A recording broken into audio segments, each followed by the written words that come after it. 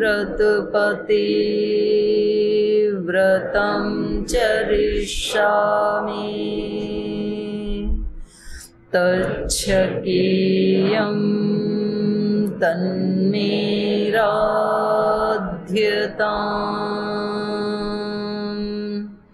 इदमहमनृतात् सत्यमुपैमि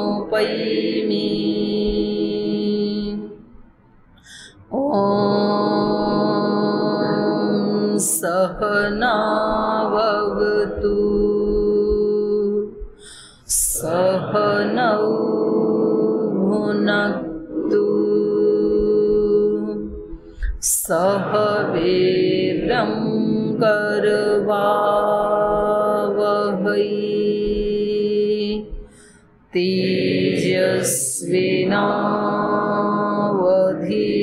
तेजस्विनावधीतमस्तु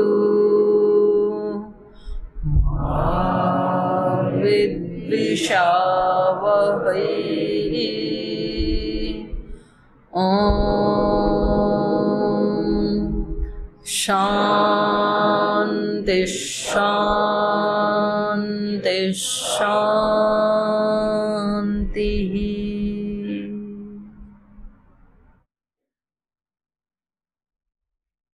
वाल्मीकि रामायण के अरण्य कांड का त्रयोदश सर्ग। और इसमें जब श्री लक्ष्मण जी शूर्पणखा के नाक कान काट करके और उसको वहाँ से भगा देते हैं तो वो अपने भाई खर के पास जाती हैं पहले, जो उसी अरण्य कांड में एक स्थान पर कुछ राक्षसों के संघ के साथ उपस्थित हैं।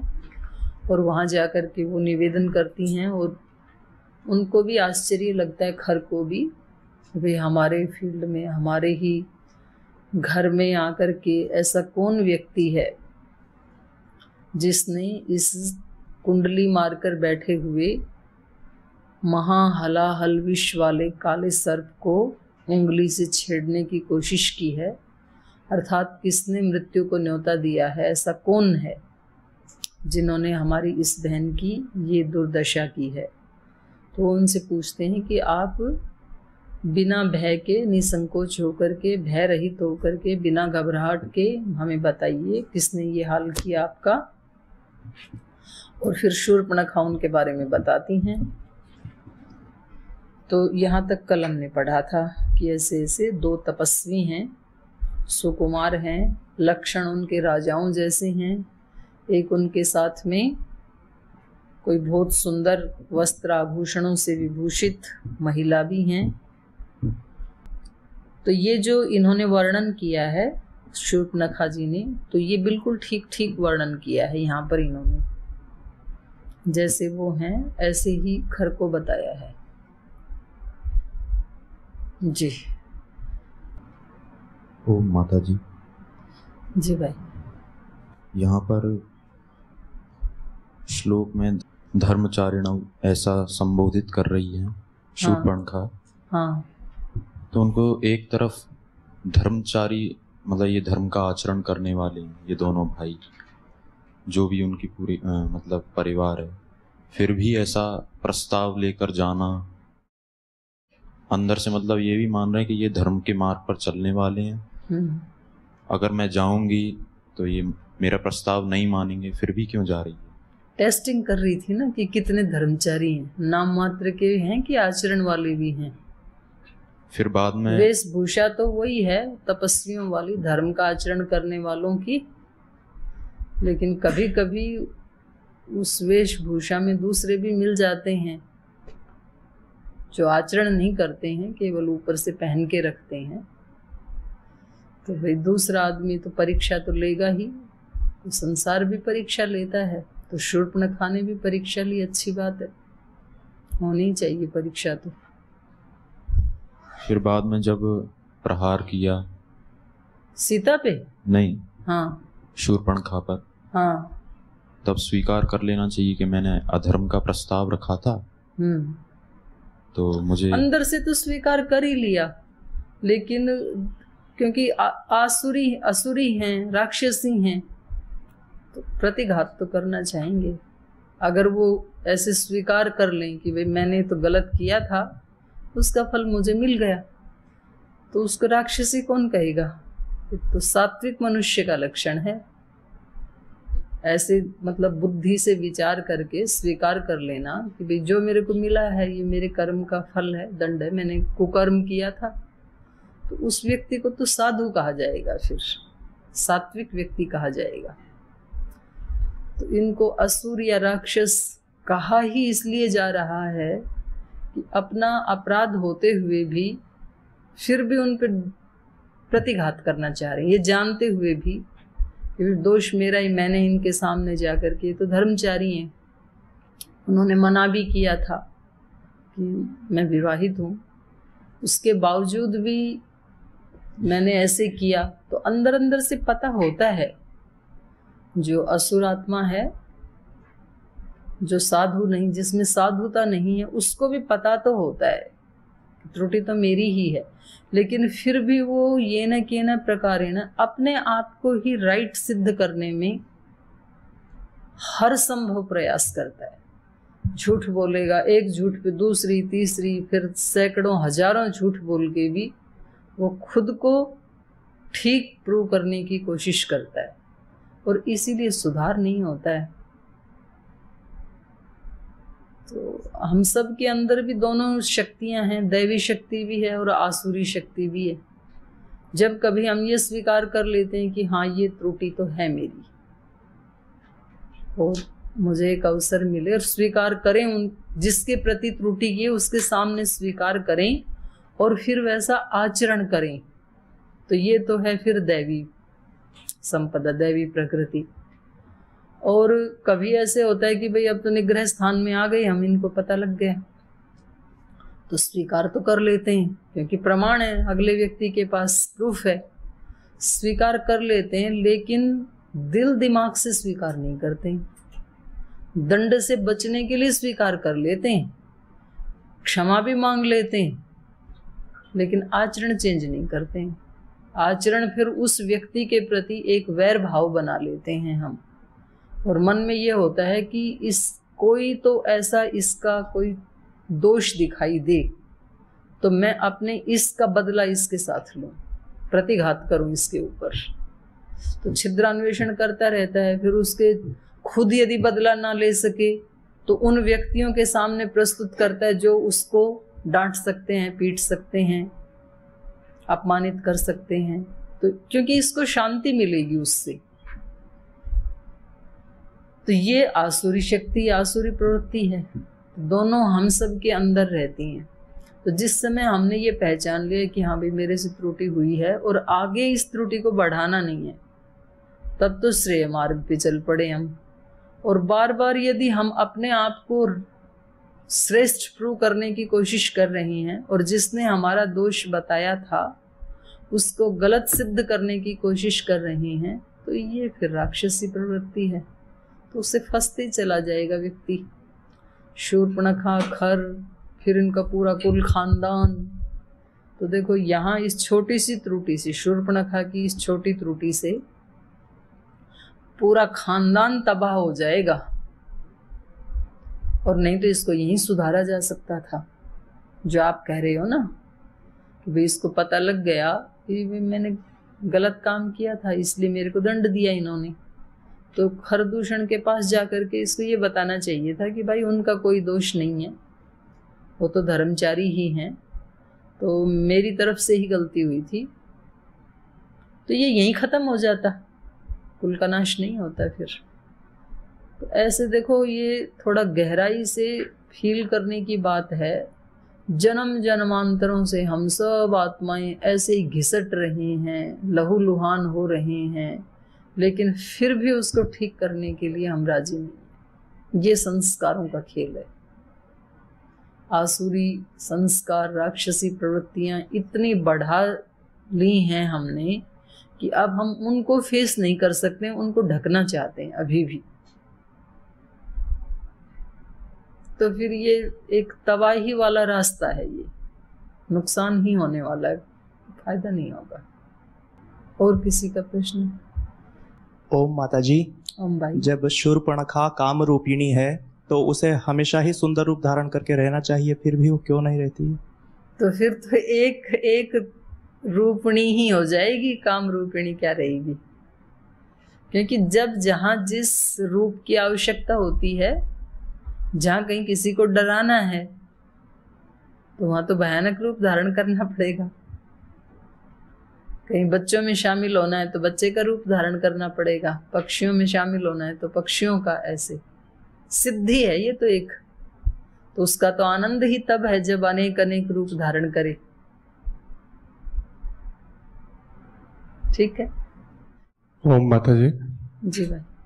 कल आपने बोला था कि आंखें तो एक ही होती है लेकिन सबकी दृष्टि अलग अलग होती है। भक्त की अलग दृष्टि होती है, योगी की अलग दृष्टि होती है, भोगी की अलग दृष्टि होती है। तो दृष्टि माने क्या? मतलब दृष्टि माने मन स्थिति।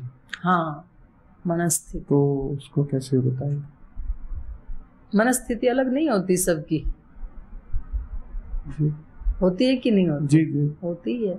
वो ही बता रही थी मैं कि मनस्थिति सबकी अलग अलग होती है, और वो फिजिकल आंखों में और फिजिकल बॉडी में भी दिखाई देती है।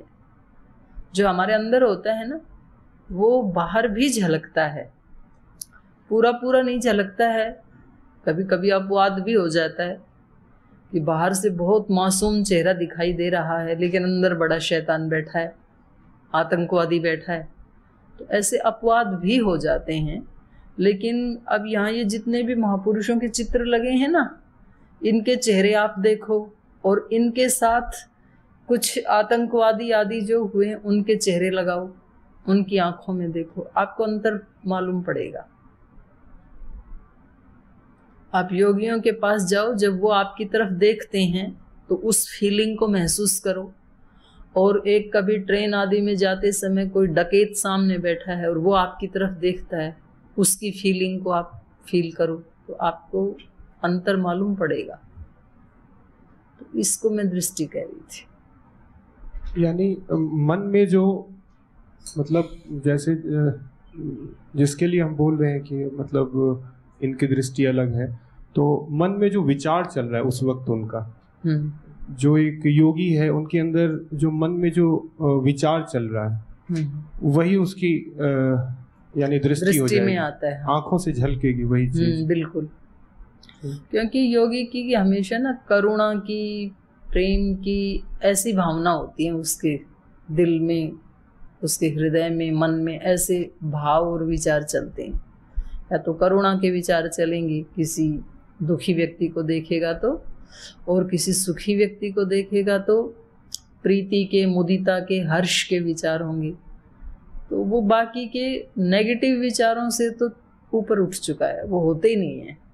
तो इसलिए उसकी दृष्टि में वो एक सात्विकता होती है, निर्दोषता होती है। जैसे छोटे बच्चे की दृष्टि में ना, किसी का भी बच्चा हो कि कोई जान पहचान नहीं है, जैसे कभी रास्ते में जाते हैं, सफर आदि में जाते हैं, तो बिल्कुल छोटा सा बच्चा किसी की माँ की गोद में है, उस बच्चे को देख करके हर व्यक्ति के चेहरे पे मुस्कान आ जाती है।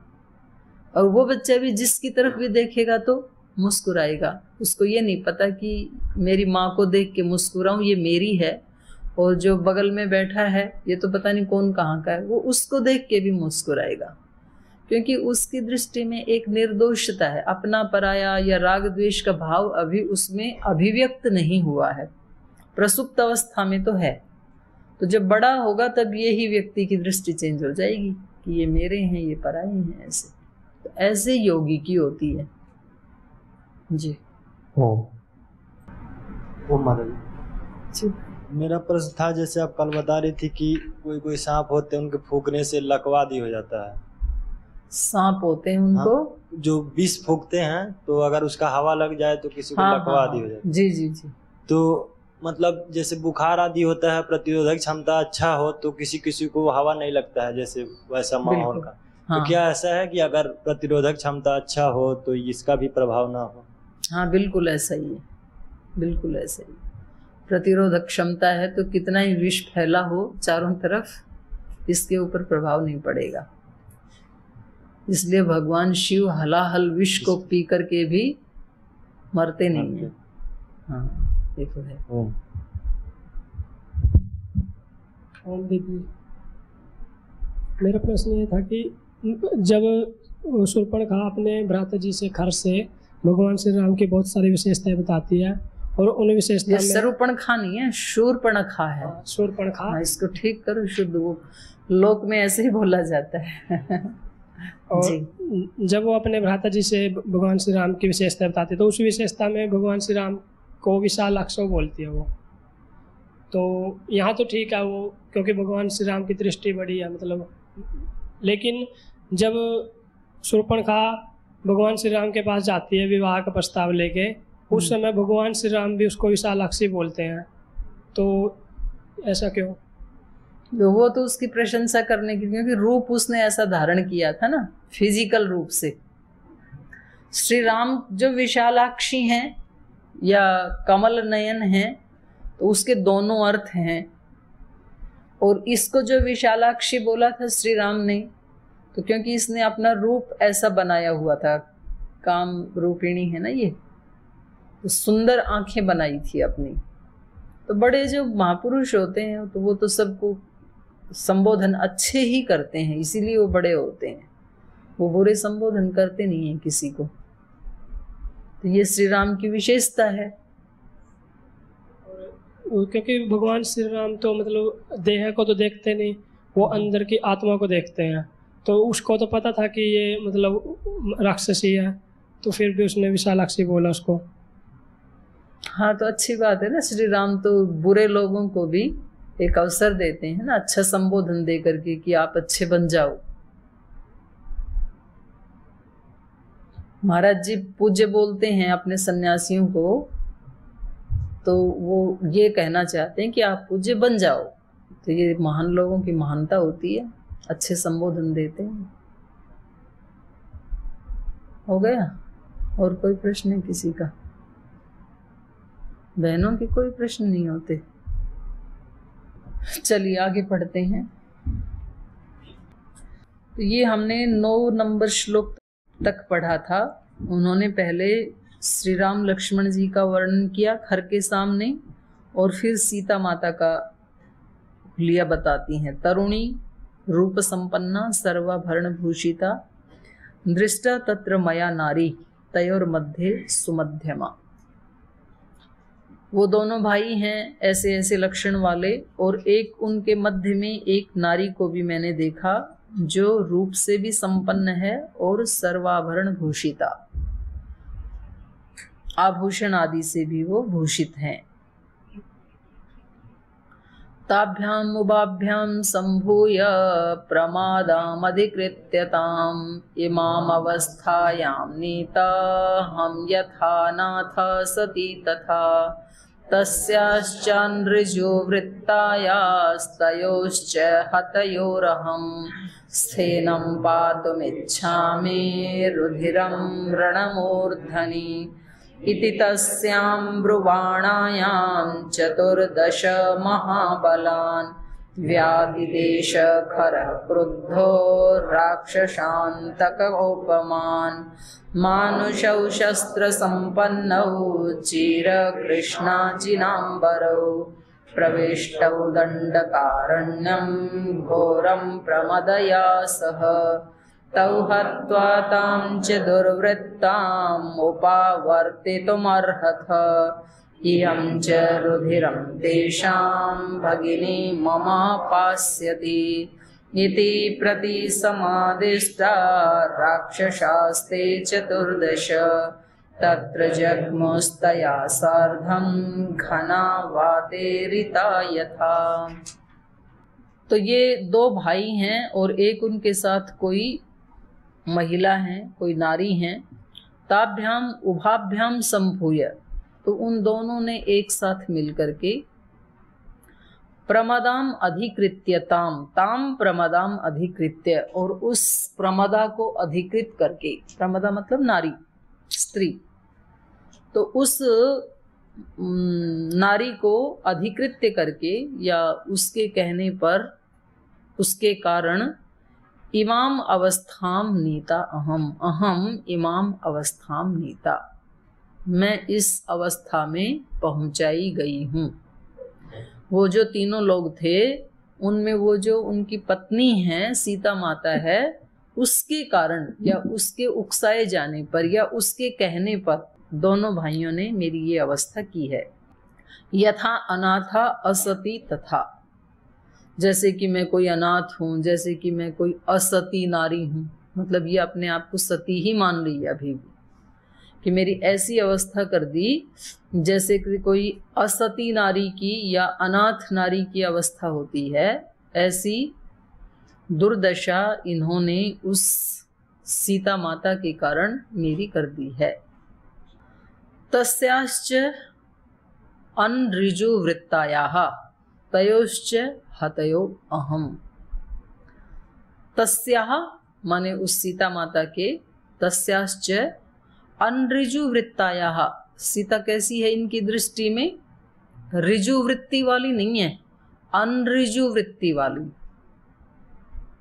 ऋजु मतलब सरल, अनऋजु मतलब कुटिल, सरल का उल्टा कुटिल, तो कुटिल वृत्ति वाली है वो।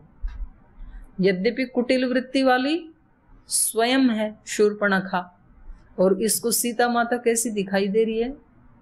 कुटिल वृत्ति वाली, अनऋजु वृत्तायाः। इसलिए बोलते हैं जैसी दृष्टि वैसी सृष्टि। जैसी व्यक्ति की खुद की दृष्टि होती है ना, वैसे दूसरों को समझता है। खुद कुटिल है तो उसको सामने वाला भी कुटिल दिखाई देता है। खुद यदि चोर है तो उसको सामने वाला भी लगता है कहीं चुरा ना ले मेरे माल को। तो जो दोष व्यक्ति में स्वयं में होता है वो दूसरे के अंदर भी कल्पना करने की कोशिश करता है, क्योंकि उसकी दृष्टि में अच्छाई तो आ ही नहीं सकती है। तो इसलिए ये सीता को अनऋजु वृत्ता कह रही हैं, और षष्ठी में बन गया अनऋजु वृत्तायाः। उस कुटिल वृत्ति वाली सीता का, तयोश्च और उन दोनों का, हतयोः उन दोनों को मारे जाने पर, अहम स्फेनम रुधिरम पातुम इच्छामि। रणमूर्धनि, रण में अपने भाई को कह रही हैं कि जाके उनके साथ युद्ध करो, तीनों के साथ,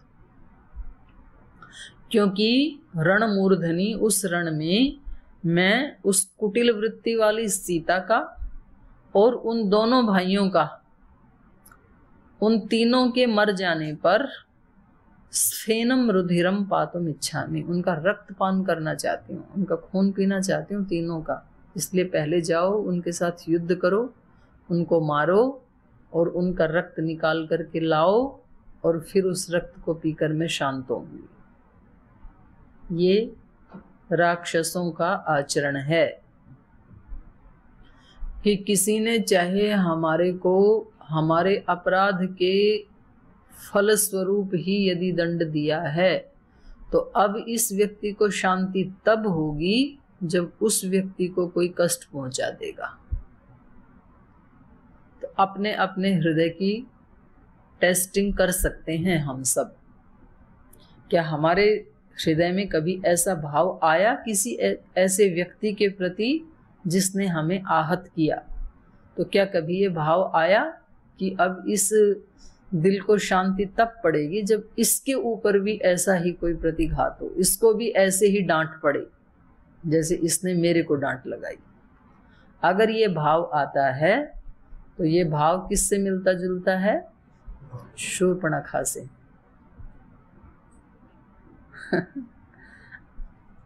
तो जो जागरूक रहते हैं तब तक तो नहीं आता है, और यदि प्रमाद की अवस्था में है तो आ जाता है। लेकिन आ जाने के बाद भी यदि जागरूक हो जाते हैं तो हटाया जा सकता है कि ये ठीक भाव नहीं आया, ये शूर्पणखा जैसा भाव और विचार है। और यदि आने के बाद भी जागरूक नहीं है तो फिर तो वो अंदर अपने कई बच्चे कच्चे पैदा कर देता है। फिर एक नेगेटिविटी से अनेक नेगेटिविटी पैदा होती हैं, और फिर व्यक्ति कहाँ पहुँचेगा कुछ ठिकाना नहीं है। फिर काफ़ी लंबी यात्रा चल सकती है, और बहुत ही शॉर्ट टाइम में इनकी ग्रोथ होती है नेगेटिविटी की। ये भी एक बात है। पॉजिटिविटी बहुत स्लोली बढ़ती है, धीरे धीरे बढ़ती है। और नेगेटिविटी बहुत जल्दी बढ़ती है व्यक्ति की। अब उसका स्वभाव ही ऐसा ही है। अब आप ये नहीं पूछ सकते कि जी ऐसा क्यों, उसका स्वभाव ही ऐसा ही है। आप ये नहीं पूछ सकते कि नीम कड़वा क्यों, क्योंकि उसका स्वभाव ही है कड़वा। गन्ना मीठा क्यों, उसका स्वभाव ही है। लगे तो दोनों एक ही क्यारी में हैं, एक ही भूमि में लगे हुए हैं दोनों, पर दोनों को अलग अलग प्रवृत्ति है, प्रकृति है, तो इसलिए दोनों वैसे हैं। तो नकारात्मकता की ऐसी ही प्रकृति है, उसका ऐसा ही स्वभाव अस्तित्व है कि वो बहुत जल्दी ग्रोथ को प्राप्त होती है, नेगेटिविटी, नकारात्मकता। और पॉजिटिविटी, सकारात्मकता, उसका ऐसा ही स्वरूप है कि वो धीरे धीरे विकसित होती है। जैसे नारियल उगाना है ना, तो नारियल को अंकुरित होने में सबसे ज्यादा टाइम लगता है, नारियल का पौधा तैयार करने में। और गेहूं, बाजरा, मूंग, इसको उगाना है तो दूसरे दिन अंकुरित हो जाएगा।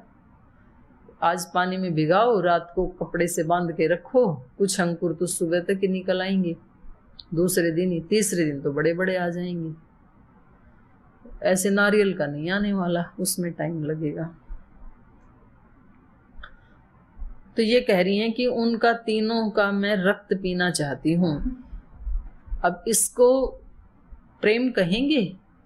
थोड़ी सी देर पहले तो उनसे शादी करना चाह रही थी कि मैं आपसे बहुत प्रीति करती हूँ। पहले राम के पास गई, फिर थोड़ी देर के बाद लक्ष्मण जी के पास गई, और जब वो हुआ नहीं तो बोली मैं रक्त पीऊंगी। तो ऐसे ही प्रेम हो रहे हैं आजकल संसार में भी। इसका नाम प्रीति नहीं है। ये जो दैहिक आकर्षण है या विषयों के आकर्षण हैं, इसका नाम प्रेम नहीं है, इसका नाम प्रीति। प्रेम तो बहुत ऊंचा तत्व है। प्रेम में तो व्यक्ति जिससे प्रेम करता है उसके प्रति न्योछावर हो जाता है। अगर कोई भक्त भगवान से प्रेम करता है तो भगवान जो कुछ भी परिस्थिति दे, अच्छी दे, बुरी दे, वो भगवान की भक्ति में अपने आप को न्योछावर कर देता है भक्त, जैसा कि अनेकों भक्तों ने किया। और जो दूसरे भक्त होते हैं वो तो एक दिन में मंदिर गए, और यदि भगवान जी ने इच्छा पूरी नहीं की तो अगले दिन मूर्ति को उठा के गंगा में फेंक दिया। सच्ची बात बता रही हूँ। ये ऐसे ऐसे करते हैं कुछ लोग। उनकी मन्नत पूरी नहीं हुई ना तो वो भगवान को तोड़ देंगे, मूर्ति को गंगा में बहा देंगे। एक बहन आती थी मेरे पास हरियाणा में, वो उसमें थी, राजनीति में थी, तो टिकट उसको मिल जाए इसके लिए वो रोजाना वो जो चींटियां हैं उनके बिल के ऊपर वो डालती थी, आटा डालती थी, मोटा मोटा आटा डालती। तो बोल जी मैं रोज कीड़नाल के ऊपर, कीड़नाल मतलब कीड़ियों का वो पूरा समूह उनका घर, उस पर आटा डाल के आती हूँ। और फिर वो टिकट बंटने का समय आया तो उसको टिकट मिली नहीं, तो अगले दिन जाके उनकी डीडीटी डाल दी डीडीटी पाउडर डाल के आ गई फिर मेरे को आके बता रही, बोल जी मैं तो उनको डीडीटी पाउडर डाल के आ गई आज। मैंने कहा क्यों? बोले फिर क्या फायदा, इतने दिन हो गए आटा खिलाते खिलाते, टिकट भी दिलाई नहीं, तो ऐसे धर्म का क्या फायदा। मैंने कहा बड़ा अच्छा काम किया आपने।